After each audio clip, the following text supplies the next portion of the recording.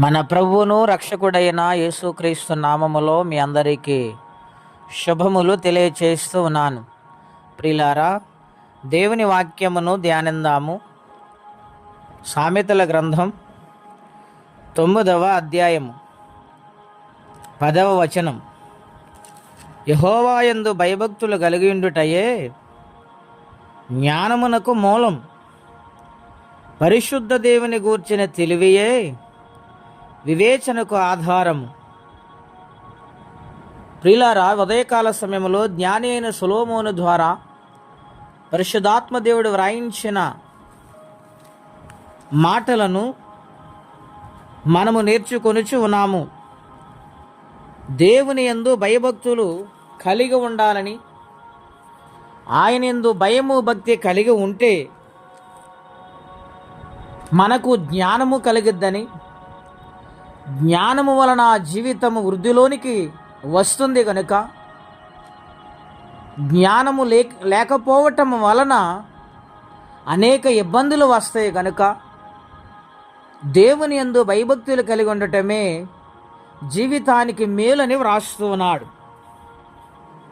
రెండవదిగా చూస్తే పరిశుద్ధ దేవుని గూర్చిన తెలివి వివేచనకు ఆధారం.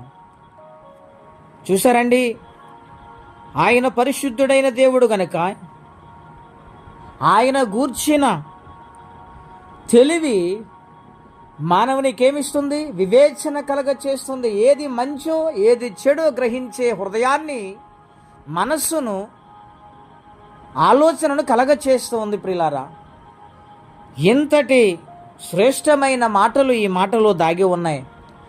ఇవన్నిటికి ఆధారమైన మాట ఏమిటంటే యెహోవా యందు భయభక్తులు కలిగి ఉండాలి. అవును ప్రియులారా, దేవుని భయం పవిత్రమైనది. దేవుని భయము మానవ జీవితానికి ఎంతో శ్రేష్టమైనది. మరి దేవుని భయము చేత మనము భక్తిలో సాగుతున్నామా? దేవుని భయము చేత మన జీవితంలో ప్రయాణము చేస్తూ ఉన్నామా? ఇష్టానుసారమైన మాటలు, ఇష్టానుసారమైన మార్గాలు, ఇవి ఏమాత్రము కూడా మంచిది కాదండి. నా ప్రియ స్నేహితులారా, ఆలోచన చేయండి. పోతీఫర్ ఇంటిలో యోసేపు నివసిస్తున్నప్పుడు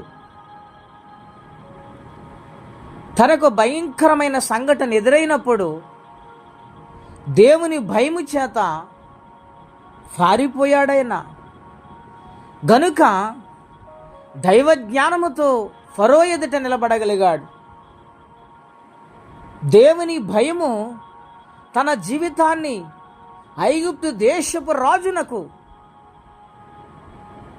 ఆయన సమక్షంలో నిలబడటానికి దేవుడు మార్గము తెరిచి ప్రణాళికను సిద్ధపరిచి నిలబెట్టారు. ప్రియులారా, దైవజ్ఞానం అంత గొప్పది, దేవుని భయం అంత శ్రేష్టమైనది. గనుక భయభక్తులు కలిగి బ్రతుకుదాము. సమస్యల గుండా ప్రయాణం చేస్తున్నారా? భయపడవద్దు, ప్రభు వైపు చూడండి. నిశ్చయముగా ఆయన మన పక్షాన ఆశ్చర్యకార్యములు జరిగిస్తారు. అట్టి కృపా తీర్మానం పరిశుద్ధాత్మ దేవుడు మనందరికీ దయచేయునుగాక. ప్రార్థన. పరిశుద్ధుడు అయిన మా తండ్రి, ఘనమైన మీ నామం కొరకై స్తోత్రం చెల్లిస్తున్నాం.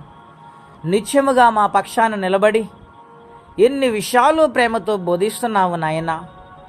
నీ యందు భయం ఎంత శ్రేష్టమైనది, ఎంత ఆరోగ్యమైనది, ఎంత బలమైనది మీరు మాకు బోధిస్తూ ఉన్నారు.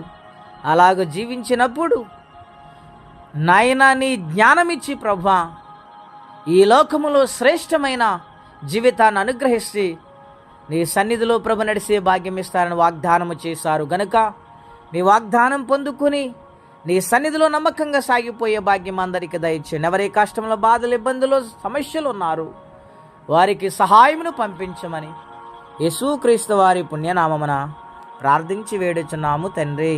ఆమెన్. దేవుడు దీవించును గాక. ఆమెన్.